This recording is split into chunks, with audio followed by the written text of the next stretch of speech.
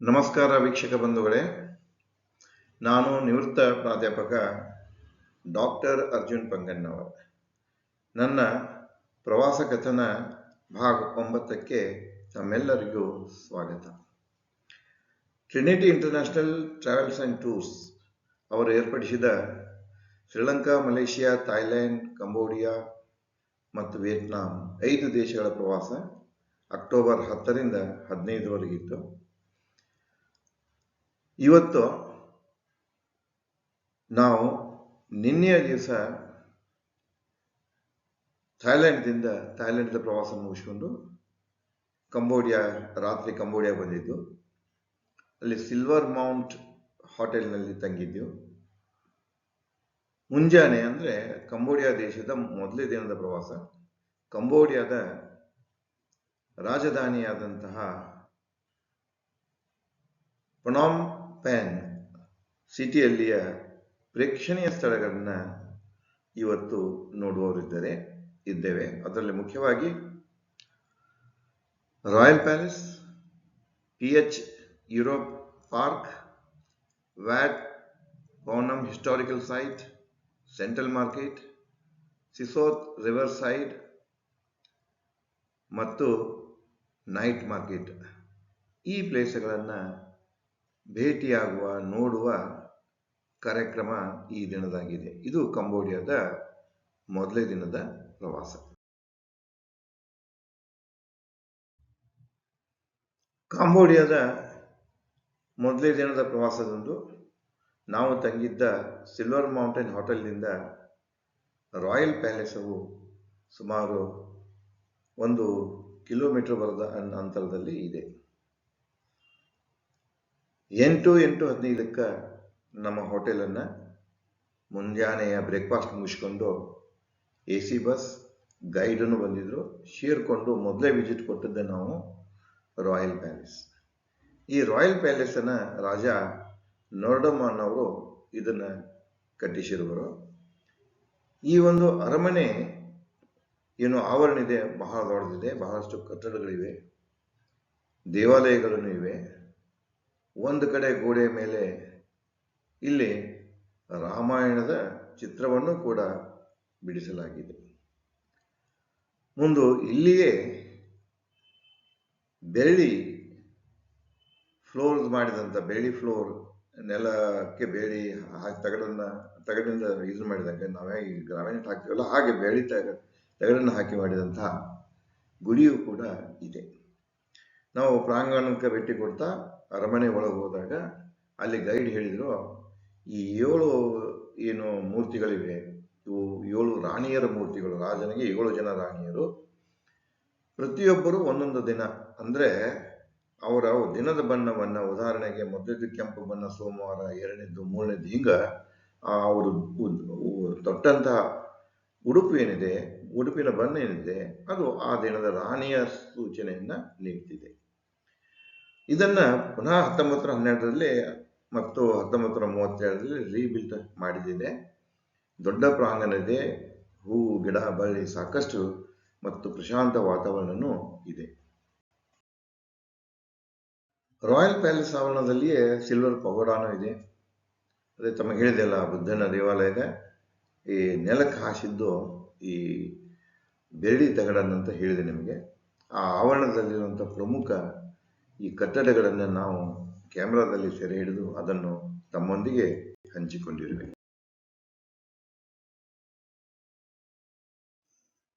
ಅದೇ ಆವರಣದಲ್ಲಿರುವಂತಹ ಕಟ್ಟಡಗಳನ್ನು ಸುತ್ತಿ ನೋಡುತ್ತಾ ದೊಡ್ಡ ದೊಡ್ಡ ಮರಗಳಿವೆ.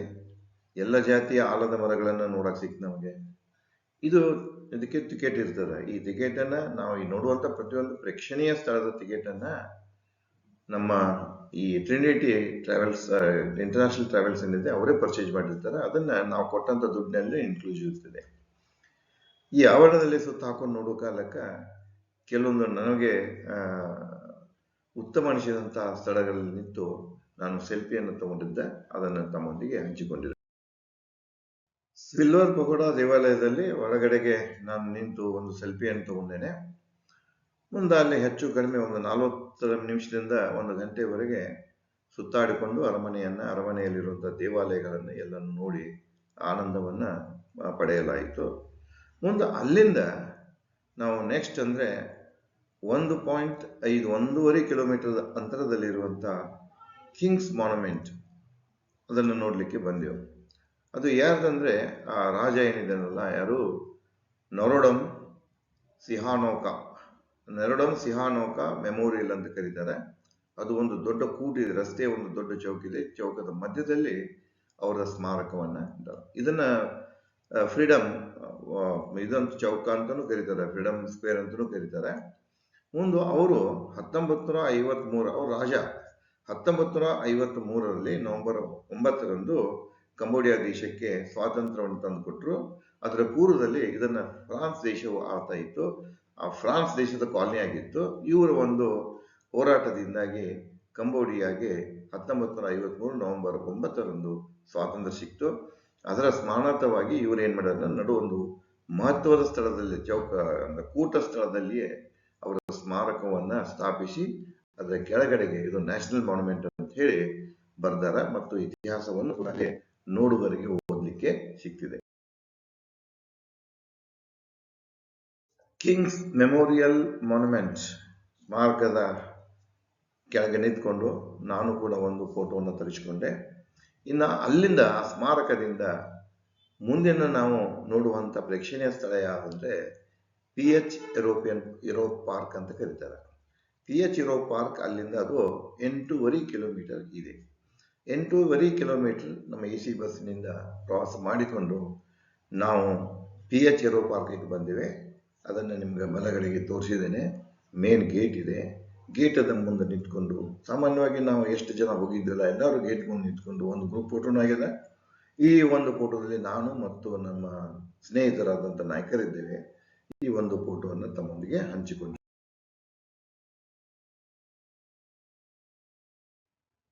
ಈ ಯುರೋಪ್ ಪಾರ್ಕದಲ್ಲಿ ಇರುವಂತ ದೊಡ್ಡದೊಂದು ಪ್ರಿಮೈಸಸ್ ಇದೆ, ಆವರಣ ದೊಡ್ಡದಿದೆ. ಅಲ್ಲಿ ಎಲ್ಲ ಏನಾಗಿದೆ ಅಂದ್ರೆ ಈ ಯುರೋಪ್ ಖಂಡದಲ್ಲಿ ಇರುವಂತಹ ದೇಶಗಳಲ್ಲಿ ಪ್ರಮುಖ ಸ್ಮಾರಕಗಳು ಕಟ್ಟಡಗಳೇನಿದಲ್ಲ ಅವುಗಳ ನಕಲನ್ನ ಇಲ್ಲಿ ಮಾಡಲಾಗಿದೆ. ಅಂತಹ ಈ ಕಟ್ಟಡಗಳನ್ನ ಇಲ್ಲಿ ಕಟ್ಟಲಾಗಿದೆ.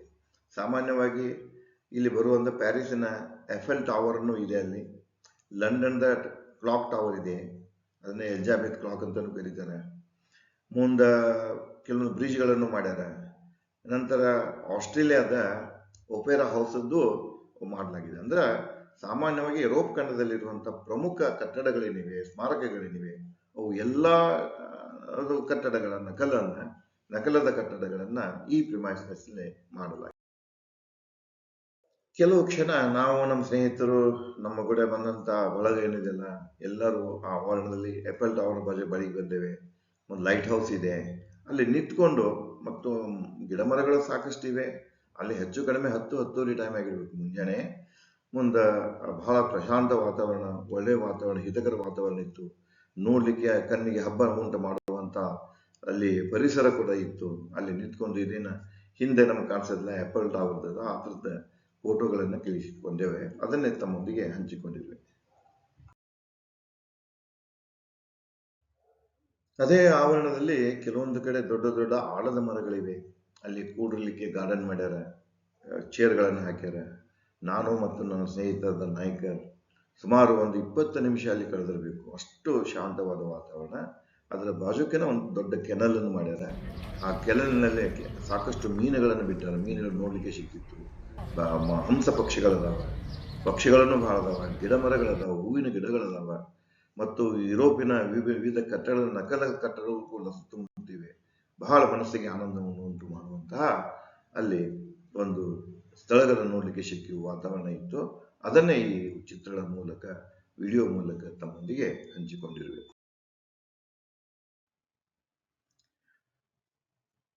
PH ಪಾರ್ಕ್, ಯುರೋಪ್ ಪಾರ್ಕ್ ಏನಿಲ್ಲ, ಅಲ್ಲಿರುವಂತ ಉದ್ಯಾನವನದ ಆಲದ ಗಿಡದ ಮರ ಕೆಳಗೆ ಇಬ್ಬರು ಕೂತು ನಾವು ಅಲ್ಲಿ ಎಲ್ಲಾನು ಮತ್ತು ಚಹದ್ದು ಎಲ್ಲ ವ್ಯವಸ್ಥೆ ಇತ್ತು. ಬಟ್ ಎಲ್ಲ ದುಬಾರಿ ಇದ್ದುವ. ನಾವು ಮತ್ತೆ ಅದೇ ಟಿಫಿನ್ ಮಾಡ್ಕೊಂಡ್ ಬಂದಿದ್ವಿ. ಇದು ಮುಂಜಾನೆ ಟೈಮ್ ಇಲ್ಲ, ಸುಮಾರು 10-10 ಸುಮಾರು ಟೈಮಿಂಗ್ ಇದು. ಈಗ ಹಿಂದೆಲ್ಲ ನೋಡ್ತಾ ಇದ್ದೀರಿ ಅವೆಲ್ಲ ಕಟ್ಟಡಗಳು, ಯುರೋಪಿಯನ್ ಕಟ್ಟಡಗಳು ಹೋಗುವಂತ ಕಟ್ಟಡಗಳಿವೆ. ನಾವು ಇಬ್ಬರು ಕೂಡ್ಕೊಂಡು ಶಾಂತವಾಗಿ ಆ ವಾತಾವರಣ ಎಂಜಾಯ್ ಮಾಡಿದ್ದು ಫೋಟೋಗಳನ್ನು ನಾನು ತಮ್ಮೊಂದಿಗೆ ಇಲ್ಲಿ ಹಂಚಿಕೊಳ್ಳಿ.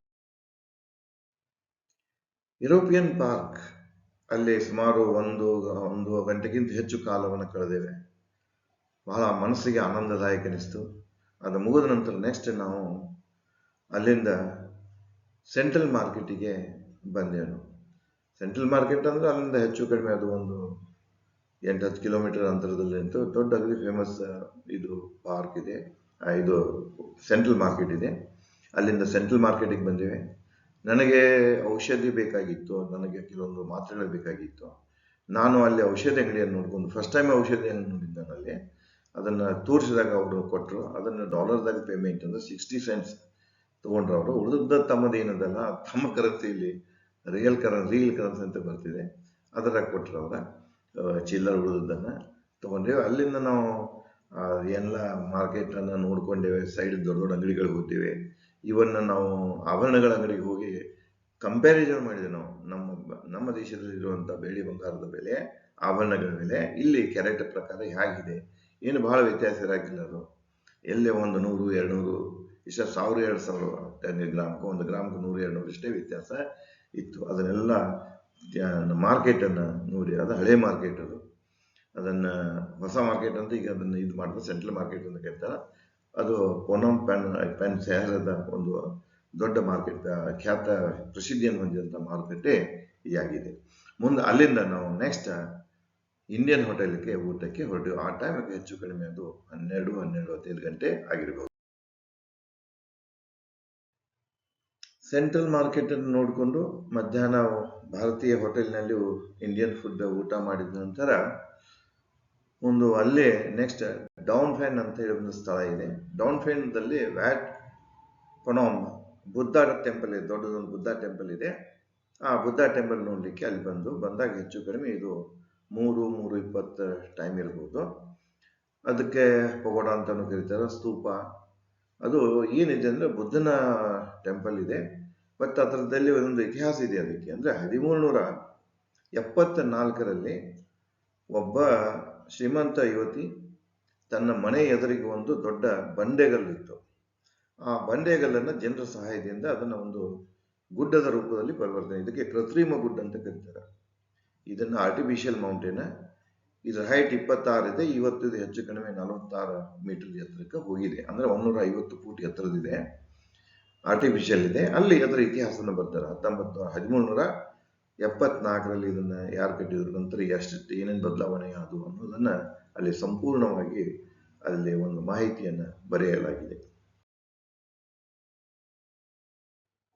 ಅಲ್ಲಿಂದ ದ್ವಾರದ ಬಳಿಯಲ್ಲಿನೇ ಗ್ರೂಪ್ ಫೋಟೋನು ತಗೊಂಡೇವೆ ಎಲ್ಲರೂ ಕುಡ್ಕೊಂಡು. ನಂತರ ಮೆಟ್ಟಲುಗಳನ್ನು ಹತ್ತುತ್ತಾ ಬುದ್ಧರ ದೇವಾಲಯ ಅಂದ್ರೆ ಮಂದಿರದ ನಾವೆಲ್ಲರೂ ಹೋದೇವೆ. ಆ ಮಂದಿರಕ್ಕೆ ಹೋಗುವಂಥ ಒಂದು ದೃಶ್ಯ ಆಯಿತು. ಹಾಗೆ ಹೋದ ನಂತರ ಅಲ್ಲಿ ಆವರಣದಲ್ಲಿ ಇರುವಂತಹ ಮೂರ್ತಿಗಳಾಗಿರ್ಬೋದು, 5 ಬುದ್ಧನ ಮೂರ್ತಿಗಳಿವೆ, ಒಂದು ವಿಷ್ಣುವಿನ ಮೂರ್ತಿ ಇದೆ, ವಿಶಾಲವಾದ ಒಂದು ಸ್ಥಳ ಇದೆ, ಅದು ಆವರಣ ಇದೆ. ಅದಕ್ಕೆ ಮತ್ತು ಸಾಕಷ್ಟು ಗಿಡ ಬಳ್ಳಿ ಇವುಗಳಿಂದ ತುಂಬಿದಿತ್ತು. ಅಲ್ಲಿ ಮನಸ್ಸಿಗೆ ಆನಂದವನ್ನು ಉಂಟು ಮಾಡುವಂತ ವಾತಾವರಣ ಆ ಗುಡಿ ಸುತ್ತಮುತ್ತ. ಆ ಗುಡಿ ಆವರಣದಲ್ಲಿ ಸುತ್ತಮುತ್ತ ಇರುವಂತಹ ಈ ಸ್ಕಲ್ಪ್ಚರ್ ಅನ್ನ, ಕೆತ್ತನೆಯ ಕುಸರಣ ಕೆತ್ತನೆಯ ಇವನೇನಿಲ್ಲ ಅವುಗಳನ್ನ ಅಲ್ಲಿ ಮುಂದಿಟ್ಕೊಂಡು ರಾಜ ರಾಣಿ ಫೋಟೋ ಆಗಿರ್ಬೋದು, ಯುದ್ಧದ ಒಂದು ಬಿತ್ತರಿಸುವಂತಂದ್ರೆ ಇತಿಹಾಸದನ್ನ ಈ ಇದರಲ್ಲಿ ಈ ನಮ್ಮ ಲೋಹ ಏನಿದೆಲ್ಲ ಲೋಹದ ಇದರಲ್ಲಿ ಅದನ್ನ ಕೆತ್ತನೆ ಮಾಡಿ ಬಾಡಿಗಳಿಗೆ ಅಂಟಿಸಿದ್ದನ್ನ ನಾವು ನೋಡಿದ್ವಿ. ಅದನ್ನ ನಾನು ಫೋಟೋ ರೂಪದಲ್ಲಿ ತಗೊಂಡು ತಮ್ಮೊಂದಿಗೆ ಹಂಚಿಕೊಂಡಿರುವೆ. ಗುಡಿಯ ಸುತ್ತಮುತ್ತಲಿನ ಆವರಣ ಕಟ್ಟಡವನ್ನು ವೀಕ್ಷಿಸುತ್ತಾ ಗುಡಿಯ ಒಳಗಡೆಗೆ ಹೋದೆವು. ಇದು ಗುಡಿ ಒಳಗಡೆಗೆ ಗರ್ಭಗುಡಿ ಇದೆ, ಬುದ್ಧನ ದೊಡ್ಡ ವಿಗ್ರಹ ಇದೆ, ಬಹಳಷ್ಟು ಜನ ಅಲ್ಲಿ ನೋಡ್ಬೇಕಾದ್ರೆ ಪೂಜಾ ಈ ಪಾಠಗಳೆಲ್ಲಾನು ಏನಿದೆ ಭಾರತೀಯ ಸಂಸ್ಕೃತಿಯನ್ನು ಬರ್ತಾವೆ. ಬುದ್ಧ ಒಂದು ಪ್ರಾರಂಭಿಕ ಅವ್ರದ್ದು ವಿಧಾನಗಳನ್ನು ಬೇರೆ ಇದ್ದೇವೆ, ಆದ್ರೆ ಇವೆಲ್ಲ ಏನಾಗ್ಬಿಟ್ಟಿವೆ ಭಾರತೀಕರಣ ಆಗಿಬಿಟ್ಟಿದೆ.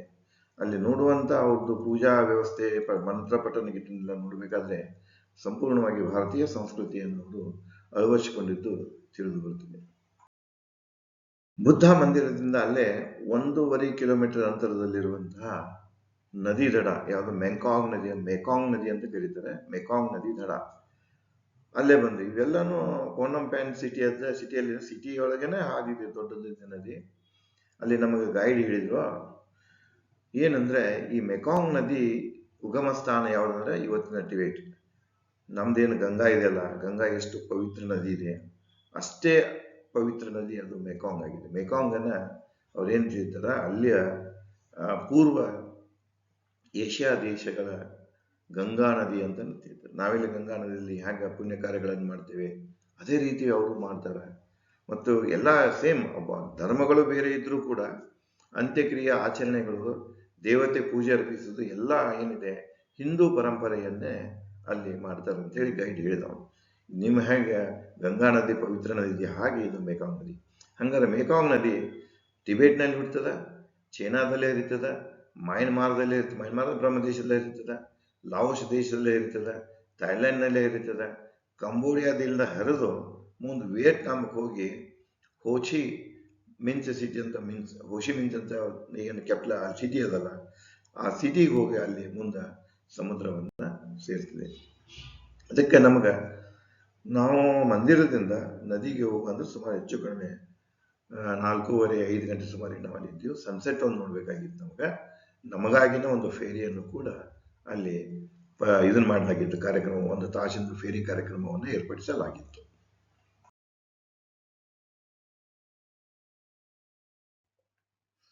ನಾವು 44 ಜನ ಒಂದೇ ದೊಡ್ಡ ಬೋಟ್ನಲ್ಲಿ ಅಂದ್ರೆ ಫೇರಿಯಲ್ಲಿ ಹತ್ಕೊಳ್ತೇವೆ.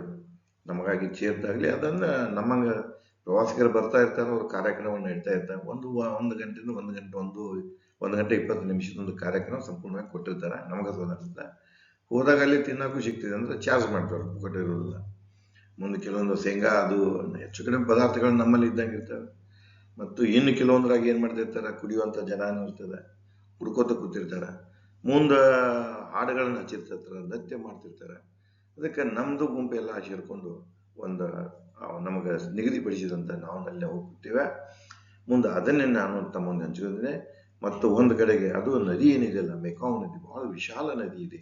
ಎತ್ತ ನೋಡ್ತಾರೆ ಅತ್ತಲ್ಲ, ನಾವು ಕೂತೇವಲ್ಲ ಅಂಥವ ಸಣ್ಣ ಹಡಗುಗಳು, ಮೀಡಿಯಂ ಸೈಜ್ ಹಡಗುಗಳು, ಫೇರಿಗಳಿದ್ದವು. ಎಲ್ಲ ಕಡೆಗೆ ಇದೇ ಗಾಯನ, ನೃತ್ಯ, ಈ ಮನೋರಂಜನೆ, ಬಹಳಷ್ಟು ಪ್ರವಾಸಿಗರಲ್ಲಿ ಇದ್ದದ್ದನ್ನ, ಆ ನದಿ ತುಂಬಾ ಅದೇ ಇದ್ದಿದ್ದನ್ನ, ಅಗದಿ ಜಗಜಗಿಸುವಂತ ಲೈಟ್ಗಳನ್ನು ನೋಡಿ ಮನಸ್ಸಿಗೆ ಬಹಳ ಆನಂದ ಇತ್ತು. ನದಿ ಆಚೆಗೆ ಈಚೆಗೆ ಎರಡು ದಡದ, ಯಾಕೆ ನಡು ಹಾದಿದೆ, ದೊಡ್ಡ ದೊಡ್ಡ ಬಿಲ್ಡಿಂಗ್ಗಳದಾವ, ಅವು ಕೂಡ ಜಗಜಗಿಸುವ ಲೈಟ್ನಿಂದ ತುಂಬಿದ್ದು ನೋಡಿ ಬಹಳ ಆನಂದ ಆಯಿತು. ನಾವು ಒಂದು ಕಡೆಗೆ ಕೂತಿದ್ದೀವಿ. ಮುಂದೆ ನಮ್ಮ ಜೊತೆಗೆ ಬಂದವರೆಲ್ಲ ಎಲ್ಲೆಲ್ಲೇ ಖಾಲಿಯಾಗದವ, ದೊಡ್ಡದಿತ್ತು ಅದು, ಆರಾಮ್ಸರಿ ಕೊಡ್ಬೋದಾಯ್ತು, ಏನು ಜನಜಂಗಳು ಇದ್ದಿದ್ದಿಲ್ಲ, ನಾವಷ್ಟೇ ಇದ್ದೇವೆ, ದೊಡ್ಡದಿತ್ತದು. ನಮಗಿಂತ ಹೆಚ್ಚು ಸಂಖ್ಯೆಯಲ್ಲಿ ಕುರ್ಚಿಗಳಿದ್ದು, ಅದಕ್ಕೆ ಅಲ್ಲೆಲ್ಲ ಕೂತು ಜನ ಇದನ್ನು ತಿಂತಾ ಇದ್ರು, ಕೆಲವೊಂದು ಜನ ಕೋಲ್ಡ್ ಡ್ರಿಂಕ್ ತಿಂತಾ ಇದ್ರು, ಇನ್ನು ಕೆಲವೊಂದು ಜನ ನೃತ್ಯ ಮಾಡೋದು, ಗಾಯನಗಳನ್ನು ಮಾಡೋದು ನಡೀತಾ ಇತ್ತು. ಆ ಥರದ್ದೇ ಒಂದು ಸಣ್ಣ ವಿಡಿಯೋ ತುಣುಕನ್ನು ಇಲ್ಲಿ ನಾನು ತಮ್ಮೊಂದಿಗೆ ಶೇರ್ ಮಾಡಿಕೊಂಡಿರುವೆ. ಮತ್ತಿಲ್ಲಿ ಈ ಸ್ಥಳಕ್ಕೆ ಸಿಸೋವತ್ ಅಂತ ಕರೀತಾರೆ. ಸಿಸೋವತ್ ಮೆಕಾಂಗ್ ರಿಸೈಡ್ ಅಂತ. ಸಿಸೋವತ್ ಏನಿದೆ ಅವು ರಾಜನ ಹೆಸರದು. ಆ ರಾಜನ ಹೆಸರನ್ನೇ ಇದಕ್ಕೆ ಇಡಲಾಗಿದೆ.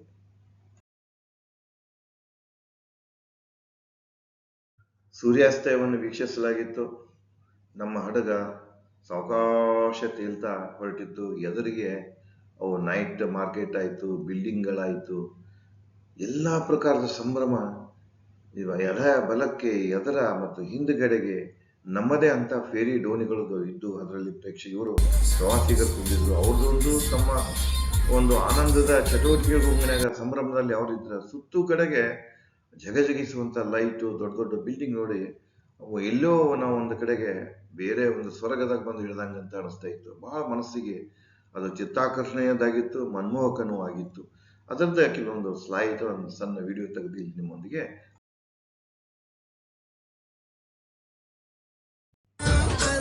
ನಮ್ಮ 44 ಗುಂಪಿನಲ್ಲಿ ಕೆಲವೊಂದು ಮಹಿಳೆಯರು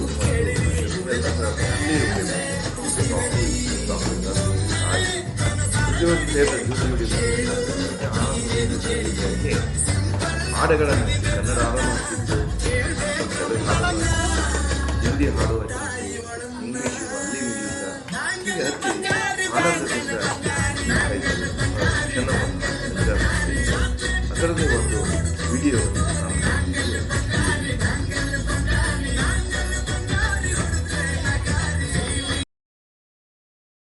ಎತ್ತ ನೋಡಿದರೂ ಸಂಭ್ರಮವೂ ಸಂಭ್ರಮ. ಗಾಯನಗಳ ಹಾಡುಗಳ ಒಂದು ಸುಮಧುರ ಸಂಗೀತ ಕಿವಿಗೆ ಬೀಳ್ತಾ ಇತ್ತು, ಅಪ್ಪಳಿಸ್ತಾ ಇತ್ತು. ಒಂದು ಕಡೆಗೆ ಜನ ಆ ಒಂದು ಸಂತೋಷದ ಒಂದು ಮೂಡದಲ್ಲಿ ಕುಣಿತಾ ಇದ್ರು. ಎಲ್ಲ ಬಹಳ ಆನಂದದಿಂದ ಕುಣಿತಾ ಇದ್ರು. ಎಲ್ಲರ ಡಿಸಿಪ್ಲಿನ್ ಇತ್ತು. ಆ ಕುಣಿದಂದ್ರೆ ಮತ್ತೆ ಬೇರೆ ರೀತಿ ಅಲ್ಲ, ಎಂಜಾಯ್ ಮಾಡ್ತಾ ಇದ್ರಲ್ಲ. ಯಾವ್ಯಾವ ಫೇರ್ಗಳು ಬಂದಿದ್ದು, ಮಕ್ಕಳು ಕರ್ಕೊಂಡು ಒಂದು ಗುಂಪಾಗಿ ಸಾಮೂಹಿಕ ಕುಣಿತಾ ಇದ್ರು, ಎಂಟರ್ಟೈನ್ಮೆಂಟ್ ಮಾಡ್ತಾ ಇದ್ರು. ಇಲ್ಲಿ ಏನಾಗ್ತಿದೆ ಅಂದ್ರೆ ವಯಸ್ಸನ್ನು ಮರೆತುಕೊಂಡು, ಮನೆ ದುಃಖಗಳನ್ನು ಮರೆತುಕೊಂಡು ನಾವು ಅದರಲ್ಲಿ ಲೀನವಾಗಿ ಈ ಕ್ಷಣ ಏನು ನಾವು ಆನಂದ ಪಡಿತೇವೆ ಕುಟುಂಬ ಸಮೇತ, ಮತ್ತೊಂದ್ಸಲ ಅದು ಬದುಕಿನಲ್ಲಿ ಮರಳಿಸಲ್ಲ. ಹೊಳ್ಳಿ ಹೋದ ನಂತರ ಮತ್ತೆ ಅದೇ ಜಂಜಾಟ ಇರ್ತಿದೆ. ಅದಕ್ಕೆ ಇಲ್ಲಿ ಏನಾಗಿತ್ತಂದ್ರೆ ಎಲ್ಲ ನಾವು ಮರೆತುಕೊಂಡು ಬಹಳ ಆ ಒಂದು ಗಳಿಗೆಯನ್ನ ಆನಂದ ಪಡೆಯುವುದನ್ನು ನಾವಿಲ್ಲಿ ಒಂದು ಸಣ್ಣ ಒಂದು ವಿಡಿಯೋ ತುಣುಕಿನಲ್ಲಿ ಸೆರೆ ಹಿಡಿದು ತಮ್ಮೊಂದಿಗೆ ಹಂಚಿಕೊಂಡಿದ್ದೇನೆ. ನಾವು ಕುಳಿತಂತ ದೋಣಿಯಲ್ಲಿ, ಫೇರಿಯಲ್ಲಿ ನಮ್ಮದೇ ಪ್ರವಾಸಿಗರ ಗುಂಪು ಅದು ತನ್ನ ಮಜಾ ಮಸ್ತಿಯಲ್ಲಿತ್ತು. ಹಾಡುಗಳನ್ನು ಹಾಕುತ್ತಾ, ಕುಣಿತಾ, ಗುಂಪು ಗುಂಪುವಾಗಿ ಮನೋರಂಜನೆಗಳನ್ನು ಮಾಡ್ತಾ, ಮನೋರಂಜನೆಗಳನ್ನು ತೋರಿಸ್ತಾ, ಮನೋರಂಜನೆಯಲ್ಲಿ ಭಾಗವಹಿಸ್ತಾ ನಡೆದಿದ್ರು. ಇನ್ನೊಂದು ಕಡೆಗೆ ನಾನು ಏನು ಮಾಡ್ತಾ ಇದ್ದೆ ಅಂದರೆ, ನನ್ನ ಮೊಬೈಲ್ನಿಂದ ಎರಡು ದಡದ ಫೋಟೋಗಳನ್ನು, ವಿಡಿಯೋವನ್ನು ತೆಗಿಸ್ತಾ ಇದ್ದೆ. ಒಂದು ದಡದಲ್ಲಿ ನೋಡ್ತಾರೆ ಎಷ್ಟು ವಿಶಾಲವಾದ ನದಿಯನ್ನ ಹಗಲಿನಲ್ಲಿ ಕೆಂಪು ಕಾಣಿಸ್ತಿದೆಯೋ. ರಾಮಾಯಣದಲ್ಲಿ ಇದರ ಉಲ್ಲೇಖ ಇದೆ. ವಾನರರು ಸೀತೆ ಹುಡುಕಾಕ್ ಬಂದಾಗ ಈ ನದಿ ಉಲ್ಲೇಖ ಇದೆ. ಅದಕ್ಕೆ ಅವ್ರು ಏನು ಹೇಳ್ತಾರೆ ಅಂದ್ರೆ ರಕ್ತ ನದಿ ಅಂತ ಕರೀತಾರೆ. ಅದು ರಕ್ತದಂತೆ ಕೆಂಪ ಅಂದ್ರೆ ರಾಡಿ ನದಿ ನಮ್ಮಲ್ಲಿ ಬರ್ತದಲ್ಲ, ಇದಕ್ಕೆ ರಾಡಿ ಕೆಂಪು ನದಿ. ಎಲ್ಲಿಂದ ಹುಟ್ಟಿ ಹರಿತಿದ್ದಲ್ಲ ಅಲ್ಲಿಂದ ಹಿಡ್ಕೊಂಡು ಸಮುದ್ರ ಸೇರೋ ತನಕ, ಯಾಕಂದ್ರೆ ಗ್ರೌಂಡ್ ಮಾರ್ಗವಾಗಿ ನಾವು ನೋಡಿದಾಗೂ ಕೂಡ ಆ ನದಿ ಅದೇ ಬಣ್ಣದಿದೆ ಅನ್ನೋದು ಸ್ಪಷ್ಟವಾಗ್ತಿದೆ ಇಲ್ಲಿ. ಅದಕ್ಕೆ ಆ ನದಿ ವಿಶಾಲವಾದ ನದಿದಾಗ ನದಿ ದಡದಲ್ಲಿ ಇರುವಂತ ಮನಮೋಹಕ ದೃಶ್ಯವನ್ನು ನಾನು ಸ್ಮಾಲ್ ಒಂದು ವಿಡಿಯೋದಲ್ಲಿ ಮಾಡಿ ಅದನ್ನು ತಮ್ಮೊಂದಿಗೆ ಹಂಚಿಕೊಂಡ್ರಿ. ನೋಡಿ, ನಾವು ಈ ಇದರದ ಮೂಲಕ, ದೋಣಿ ಮೂಲಕ ಈ ನದಿಯಲ್ಲಿ ವಿವರಿಸುವುದು ಸಮಯ ಹೆಚ್ಚು ಕಡಿಮೆ 5:40 7:20 ನಡುವಿನ ಸಮಯ. ಬಹಳ ಆಗಲೇ ಕತ್ತಲಾಗಿ ಬಿಟ್ಟಿತ್ತು. ಮುಂದೆ ಎತ್ತ ನೋಡ್ತೀರಿ ಅತ್ತೆಲ್ಲ ಜಗಜಗಿಸುವ ಲೈಟ್. ಇದು ಇನ್ನೊಂದು ಕಡೆ ಅದನ್ನೇ ಮುಂದುವರ್ಸ್ಕೊಂಡು ವಿಡಿಯೋವನ್ನ ಮತ್ತೊಂದು ಕಡೆಗೆ ದಡವನ್ನು ಸುತ್ತ ಹಾಕಿ ನಾನು ವಿಡಿಯೋ ಮಾಡೇನೆ. ನೋಡಿ ಈ ಕಟ್ಟಡಗಳು ಯಾವ ರೀತಿ ಕಾಣಿಸ್ತಾ ಇವೆ ಮತ್ತು ಎಷ್ಟು ಲೈಟ್ ತುಂಬಿದೆ. ನೋಡಿ ಎಷ್ಟು ಆನಂದಕರ ಈ ಮೂಮೆಂಟ್ ಇದೆ. ಇದನ್ನು ನಾನು ನನ್ನ ವಿಡಿಯೋದಲ್ಲಿ ಚಿತ್ರೀಕರಿಸಿಕೊಂಡು ನಾನು ಅದನ್ನು ತಮ್ಮೊಂದಿಗೆ ಹಂಚಿಕೊಂಡಿರುವೆ. ಮೆಕಾಂಗ್ ನದಿ ಕ್ರಾಸ್ ಮಾಡಕ್ಕೆ, ಈ ದಡದಿಂದ ಆ ದಡ ಕ್ರಾಸ್ ಮಾಡಕ್ಕೆ ಒಂದು ದೊಡ್ಡ ಬ್ರಿಡ್ಜ್ ಇದೆ. ಆ ಬ್ರಿಡ್ಜ್ ನೋಡಿ ಯಾವ ನಮನೆ ಇದೆ. ಇವಾಗ ಇತ್ತೀಚೆಗೆ ನಮ್ಮ ಬಾಂಬೆದಲ್ಲೂ ಹಿಂಗೆ ನಡೆಸ್ಯಾರ, ಮಾಡ್ತಾ ಇದ್ದೆ, ಅಲ್ಲಿ ಹೋಗಿ ನೋಡಿದ್ದೆ ನಾನು. ಈ ನೋಡಿ ಎಷ್ಟು ಬ್ರಿಡ್ಜ್ಗೂ ಪ್ರತಿಯೊಂದಕ್ಕೂ ಡೆಕೋರೇಟೆಡ್ ಲೈಟ್, ಬಣ್ಣ ಬಣ್ಣದ ಲೈಟ್ ಇದೆ. ಎಷ್ಟು ವಾಹನಗಳೆಲ್ಲ ಅಲ್ದಾಡ್ತಾ ಇವೆ. ಬ್ರಿಡ್ಜ್ ಆಚೆ ಕಡೆದು ಕಟ್ಟಡಗಳದ್ದು ನಮಗೆ ದೃಶ್ಯ ಕಾಣ್ತಾ ಇದೆ. ನೀರು ನೋಡಿ ಬಣ್ಣ ಬಣ್ಣವಾಗಿ, ಹೊರಗಿನ ಬಣ್ಣದಿಂದ ನೀರು ಸಹಿತ ಅದೇ ಬಣ್ಣ ಬರ್ತದೆ. ಆಕಾಶದ ಕೂಡ ಸಹಿತ ಎಲ್ಲೆಲ್ಲಿ ಯಾವ ಬಣ್ಣದ ಹೆಚ್ಚು ಇದೆ ಆ ಬಣ್ಣದ ಕಾಣಿಸ್ತಾ ಇದೆ. ನೀಲಿ ಬಣ್ಣ, ನೇರಳೆ ಬಣ್ಣ, ಕೆಂಪು ಬಣ್ಣದ ನದಿನೂ ಹಂಗ ಕಾಣಿಸ್ತಿದೆ, ಆಕಾಶನೂ ಹಾಗೆ ಕಾಣಿಸ್ತಿದೆ. ಎಷ್ಟು ಮನಮೋಹಕ ದೃಶ್ಯವಿದು. ನನ್ನ ವಿಡಿಯೋ ಚಿತ್ರೀಕರಣವನ್ನ ಆ ಏನು ಬ್ರಿಡ್ಜ್, ಮನಮೋಹಕ ಬ್ರಿಡ್ಜ್ ಇದ್ದಲ್ಲ ಅದನ್ನೇ ಮುಂದುವರ್ಸ್ಕೊಂಡು ಬಂದೆ. ಒಂದು ಟ್ರಕ್ ಅಂತೂ ಅದೇ ರೀತಿಯಾಗಿ ಬರ್ತಾ ಇದೆ, ವಾಹನಗಳ ಅದೇ ರೀತಿಯಾಗಿ ಕೆಳ ಬರ್ತಾ ಇದ್ದೇವೆ. ಅದರ ಮಗ್ಗಲದಲ್ಲಿ ನೋಡಿ ಎಂತ ಗಗನಚುಂಬಿ ಕಟ್ಟಡಗಳಿವೆ. ಪ್ರತಿಯೊಂದು ಕಟ್ಟಡ ಕೂಡ ರಾತ್ರಿಯಲ್ಲಿ ಜಗಮಗಿಸ್ತಾ ಇದ್ದೇವೆ. ನದಿ ನೀರು ನೋಡಿ, ಅದರ ಮೇಲೆ ದಂಡೆ ಅಂದ್ರೆ ನದಿ ದಂಡೆದ ಮೇಲೆ ಒಂದು ದೊಡ್ಡ ರಸ್ತೆ ಇದೆ, ವಿಶಾಲವಾದ ರಸ್ತೆ. ಅದನ್ನು ನೋಡಿದಾಗ ಮನಸ್ಸಿಗೆ ಬಹಳ ಆನಂದ ಅನಿಸ್ತಾ ಇತ್ತು. ಈ ಕ್ಷಣಗಳು ಬದುಕಿನಕ್ಕಿಂತ ಹೋಗಿ ಮಾಡಬೇಕು. ಸೊ ನಮ್ಮ ದೇಶದಲ್ಲಿಯೂ ಕೆಲವೊಂದು ಇವೆ, ಬಟ್ ಆ ಹೋಲಿಸಿ ನೋಡಿದಾಗ ಸಣ್ಣ ದೇಶಗಳಿಗೂ ಎಷ್ಟೊಂದು ಪ್ರೇಕ್ಷಣೀಯ ಸ್ಥಳಗಳನ್ನ ಡೆವಲಪ್ ಮಾಡಿಕೊಂಡು ವರ್ಲ್ಡ್ ಜಗತ್ತಿನ ತುಂಬ ಎಲ್ಲ ಪ್ರವಾಸಿಗರನ್ನ ಆಕರ್ಷಣೆ ಮಾಡ್ತಾ ಇದ್ದೇವೆ. ಈ ಪೊಟೆನ್ಷಿಯಾಲಿಟಿ ನಮ್ಮ ದೇಶದಲ್ಲಿ ಇದ್ದೂ ಕೂಡ ಅದನ್ನು ನಾವು ಬಳಸಿಕೊಳ್ಳುವುದರಲ್ಲಿ ವಿಫಲಗೊಂಡಿದ್ದೇವೆ. ಸಿಸೋವತ್ ಮೆಕಾಂಗ್ ರಿವರ್ ಸೈಡ್ನಲ್ಲಿ ನಾವೇನೊಂದು ಸಂಜೆಯನ್ನು ಕಳೀತಾ ಇದ್ದೇವೆ. ಅದನ್ನೇ ನಾನು ಕಂಡದ್ದನ್ನು ಮನಮೋಹಕ ದೃಶ್ಯವನ್ನು ನಾನು ವಿಡಿಯೋದ ಮೂಲಕ ನಿಮಗೆ ಶೇರ್ ಮಾಡ್ತಾ ಇದ್ದೇನೆ, ನಿಮ್ಕೊಂಡು ಹಂಚ್ಕೊಳ್ತಾ ಇದ್ದೇನೆ. ನೋಡಿ, ಅದನ್ನೇ ಮುಂದುವರ್ಸ್ಕೊಂಡು ಮತ್ತೊಂದು ನಡೆದಕ್ಕೆ ಬಂದು ನೋಡಿದಾಗ ಎಷ್ಟು ಮನಮೋಹಕ ದೃಶ್ಯವಿದೆ. ಮತ್ತು ಅಲ್ಲೆಲ್ಲೇ ಮೋಡಗಳಿದ್ದು ಮಿಂಚುನೂ ಆಗ್ತಾ ಇತ್ತು. ಆ ಮಿಂಚುಗಳು ಸೆರೆ ನನ್ನ ಕ್ಯಾಮ್ರಾದಲ್ಲಿ ಬಂದಿದೆ. ಇದನ್ನು ನೋಡಿ ಮನಸ್ಸಿಗೆ ಬಹಳ ಆನಂದ ಆಯಿತು. ತಮಗೂ ಅದು ಆನಂದ ಕೊಡ್ತಿರಬೇಕು ಈ ವಿಡಿಯೋ. ಹಾಗೆ ನಮ್ದು ಫೇರಿ ಸುತ್ತ ಹಾಕ್ತಾ ಬರ್ತಾ ಇತ್ತು, ನಿಧಾನವಾಗಿ ಚಲಿಸ್ತಾ ಇತ್ತು, ಬಹಳ ಜೋರಿಲ್ಲ, ನಿಧಾನವಾಗಿ ತೇಲುತ್ತಾ ಹೊಂಟಿತ್ತು. ಫ್ಲೋಟಿಂಗ್ ಅಂದ್ರೆ ನಡ್ಡಿಲ್ಲ, ಸ್ಪೀಡ್ ಬೋಧಗಟ್ಟೆ ಇರಾಕಿಲ್ಲ, ಬಹಳ ಆನಂದಮಯವಾಗಿ ಹೊಂಟಿತ್ತು. ನಾವು ಮೇಲೆ ತೇಲ್ತಾ ಇದ್ದು ಅನ್ನೋದು ನಮ್ಗೆ ಇರಾಕಿಲ್ಲ. ಎಕಡೆ ನೋಡ್ತೀರಿ ಯಾಕಂದ್ರೆ ಸಂಗೀತ ಬರ್ತಾ ಇತ್ತು, ಟೀಕೆ ಹಾಕೋದು ಬರ್ತಾ ಇತ್ತು, ಫ್ಲ್ಯಾಶ್ ಲೈಟ್ಗಳು ಬರ್ತಾ ಇತ್ತು. ಏನು ನೋಡ್ತೀರಿ ಎಲ್ಲ ಒಂದು ನಮನೆ ಸಂತೋಷ ತುಂಬಿ ಹೋಗಿತ್ತು. ಕಟ್ಟಡಗಳನ್ನು ನೋಡಿ, ಗಗನಚುಂಬಿ ಕಟ್ಟಡಗಳನ್ನು ನೋಡಿ, ಈ ದೃಶ್ಯ ಎಂದು ಮರಿದಂಥ ದೃಶ್ಯ ಇತ್ತು. ಅದರದೇ ಒಂದು ಕಿರುನೋಟವನ್ನು ನಾನು ತಮ್ಮೊಂದಿಗೆ ವಿಡಿಯೋ ಮೂಲಕ ಹಂಚಿಕೊಂಡಿದ್ದೇನೆ. ಮೆಕಾಂಗ್ ನದಿ ದಡದ ಸುತ್ತು ಕಡೆ ಅಂದ್ರೆ 4 ದಿಕ್ಕುಗಳದ ದೃಶ್ಯವನ್ನ ಸ್ವಲ್ಪ ವಿಡಿಯೋದ ಮೂಲಕ ಚಿತ್ರೀಕರಣ ಮಾಡ್ತಾ ಬಂದಿದ್ದೇನೆ. ಇದು ಮುಂದುವರೆದು ನೆಕ್ಸ್ಟ್ ಕಟ್ಟಡಗಳು ನೋಡಿ, ಸ್ವಲ್ಪ ದೂರಿದೆ, ಈ ಕಡೆ ಬಂದಿದ್ದೀನಿ. ಮತ್ತು ಎಷ್ಟು ಮಿಂಚುದಾಯಿತು, ಆಕಾಶದಾಯಿತು, ನದಿ ನೀರು ನೋಡಿ ಎಷ್ಟು ಶಾಂತವಾಗಿರ್ತದೆ.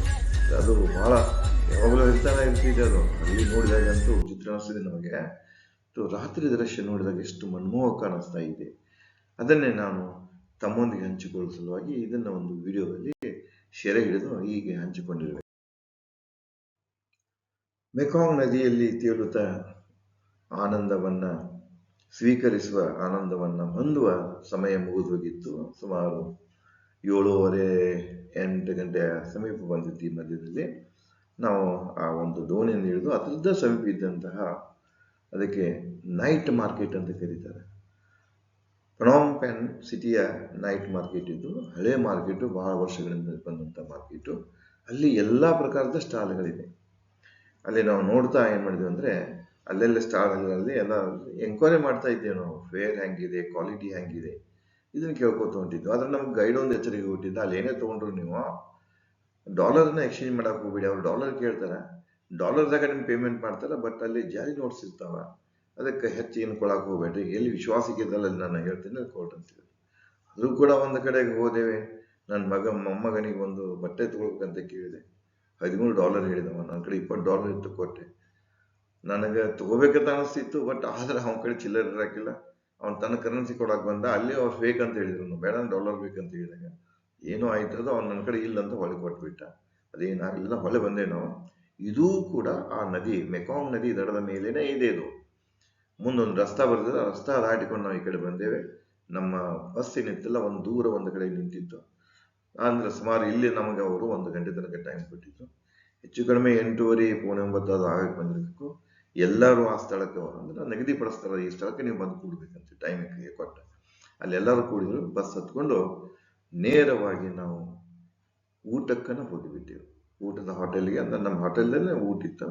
ಅಲ್ಲಿ ಹೋಗಿ ಊಟ ಮಾಡ್ಕೊಂಡೆವು. ಊಟ ಮಾಡಿಕೊಂಡು ನಮ್ಮ ರೂಮ್ಗಳಿಗೆ ತೆರಳಿದು, ಈ ನಮ್ಮ ಮಾರನೇ ದಿವಸದ ಏನಿತ್ತಂದ್ರೆ, ಅಲ್ಲಿಂದ ನೇರವಾಗಿ ನಾವು ಕಂಬೋಡಿಯಾದ ಕ್ಯಾಪಿಟಲ್ ಸಿಟಿ ಏನಿದೆಲ್ಲ, ಫನೋಮ್ ಪೆನ್ ಸಿಟಿಯಿಂದ ನಾವು ವಿಯೆಟ್ನಾಮದ ಹೋಶಿಮನ್ ಸಿಟಿಗೆ ಹೋಗಬೇಕಾಗಿತ್ತು. ಇದೇನಿದೆ ಜರ್ನಿ, ಅಂತರ 228 ಕಿಲೋಮೀಟರ್ ಅಷ್ಟೇ. ಬಟ್ ಅದು ಹೈವೇದಲ್ಲಿ, AH1 ಹೈವೇದಲ್ಲಿ ಹೋಗ್ತಾ ಇತ್ತು. ಹೋಗೋದೊಂದು ಜರ್ನಿದ ಡೇ ಇತ್ತು ಅದು. ಅದಕ್ಕಾಗಿ ನಮಗೆ ಹೇಳಿದ್ರು, ಇವತ್ತು ಆರಾಮ್ಸರಿ ನಿದ್ರೆ ಮಾಡ್ರಿ, ನಾಳೆ ನಾವೇನು ಮಾಡೋಣ, ಸ್ವಲ್ಪ ತಡ ಮಾಡಿ, ಅಂದ್ರೆ 8ರಿಂದ 9ರೊಳಗೆ ಬಿಡೋಣ. ಇಡೀ ದೇಶದ ಇದು ದಿನ ಎಲ್ಲ ಜರ್ನಿದಾಗ್ತಿದೆ. ನೈಟಿಗೆ ಕೆಲವೊಂದ್ಸಲ ಟೈಮ್ ಉಳಿತಂದ್ರೆ ಅಲ್ಲಿ ನಾವು ವಿಯೆಟ್ನಾಂದಲ್ಲಿ ಕೆಲವು ನೈಟಿಗೆ ನೋಡುವಂಥ ಪ್ರೇಕ್ಷಣೀಯ ಸ್ಥಳಗಳನ್ನು ನೋಡೋಂತ ಹೇಳಿ ನಮಗವರು ವಿದಾಯ ಹೇಳಿ, ನೈಟ್ ಮಾರ್ಕೆಟ್ನಿಂದ ಮರಳಿ ಹೋಟೆಲಿಗೆ ಬಂದು ಊಟ ಮಾಡಿ ನಮ್ಮ ರೂಮಿಗೆ ಬಂದು ನಾವು ನಿದ್ರೆಗೆ ಜಾರಿದೆವು. ಅಲ್ಲಿಗೆ ನಮ್ಮದು ಒಟ್ಟು ಪ್ರವಾಸದ 7ನೇ ದಿವಸ ಮುಕ್ತಾಯವಾಯಿತು. ಮತ್ತು ಕಂಬೋಡಿಯಾದ ದಿನದ, ಅಂದ್ರೆ ಮೊದಲೇ ದಿನದ ರಾತ್ರಿ ಬಂದಿದ್ವಿ ಅಲ್ಲಿ ನಾವು. ನೆಕ್ಸ್ಟ್ ಡೇ, ಹೋಲ್ ಡೇ ಎಲ್ಲ ನಾವು ಪ್ರೇಕ್ಷಣೀಯ ಸ್ಥಳಗಳಿಗೆ ವಿಸಿಟ್ ಕೊಟ್ಟಿದ್ದು. ಅದು ಒಂದನೇ ದಿವಸನೂ ಮುಕ್ತಾಯ ಆಯಿತು. ಎರಡನೇ ದಿವಸ ಏನದಲ್ಲ ಜರ್ನಿ ಅದು ಬೇರೆ ದೇಶಕ್ಕೆ ಹೋಗುವಂಥ ರೋಡ್ ಜರ್ನಿದಿತ್ತು. ಹೀಗಾಗಿ ಇದು ಕಂಬೋಡಿಯಾದ ಮೊದಲನೇ ದಿನದ ಮುಕ್ತಾಯ ಆಯಿತು. ಇನ್ನು ಮಾರನೇ ದಿವಸ ನಾವೇನು ರೋಡ್ ಮಾರ್ಗವಾಗಿ ಏನು ಹೊಂಟಿದ್ದೇವೆ ವಿಯೆಟ್ನಾಮಕ್ಕೆ, ಅಲ್ಲಿ ಏನೇನು ಆಗ್ತಿದೆ ಅನ್ನೋದನ್ನು ನಾನು ಮುಂದಿನ ಸಂಚಿಕೆಯಲ್ಲಿ ಹಂಚ್ಕೊಳ್ತೇನೆ. ನನಗನ್ನಿಸ್ತಿದೆ ಈ ರಸನಿಮಿಷಗಳನ್ನು ನಾವೇನು ಒಂದು ವಿಡಿಯೋ ಮೂಲಕ ತಮ್ಮೊಂದಿಗೆ ಹಂಚಿಕೊಂಡೇನೆ. ಇಡೀ ಕಂಬೋಡಿಯಾದ ಒಂದು ಭಾಗದ ಆನಂದ ಇದು, ಪೋನ್ಪೇನ್ ಸಿಟಿಯ ಒಂದು ಆನಂದ ಇದು. ತಾವು ಅದನ್ನು ಎಂಜಾಯ್ ಮಾಡಿರಬೇಕು ವಿಡಿಯೋಗಳ ಮೂಲಕ, ನಾನು ಹಂಚಿಕೊಂಡಂಥ ಫೋಟೋ ಮತ್ತು ವಿಡಿಯೋಗಳ ಮೂಲಕ ಅಂತ ನನಗೆ ಅನಿಸ್ತಿದೆ. ದಯವಿಟ್ಟು ಲೈಕ್ ಮಾಡಿ, ಶೇರ್ ಮಾಡಿ, ಕಮೆಂಟ್ ಮಾಡಿ, ನನ್ನ ಚಾನಲ್ಗೆ ಸಬ್ಸ್ಕ್ರೈಬ್ ಮಾಡುವುದನ್ನು ಮರಿಬೇಡಿ. ಮಾರನೇ ದಿವಸದ ನಾವು ಕಂಡಂಥ ಪ್ರೇಕ್ಷಣೀಯ ಸ್ಥಳಗಳಾಯಿತು, ನಮ್ಮ ಜರ್ನಿಯ ಪ್ರವಾಸದ ಅನುಭವ ಆಯಿತು, ಅದನ್ನು ನಾನು ತಮಗೆ ಮುಂದಿನ ಸಂಚಿಕೆಯಲ್ಲಿ ಹಂಚಿಕೊಳ್ಳುತ್ತೇನೆ. ಅಲ್ಲಿವರೆಗೆ ಧನ್ಯವಾದಗಳು. ಮತ್ತೆ ಸಿಗೋಣ.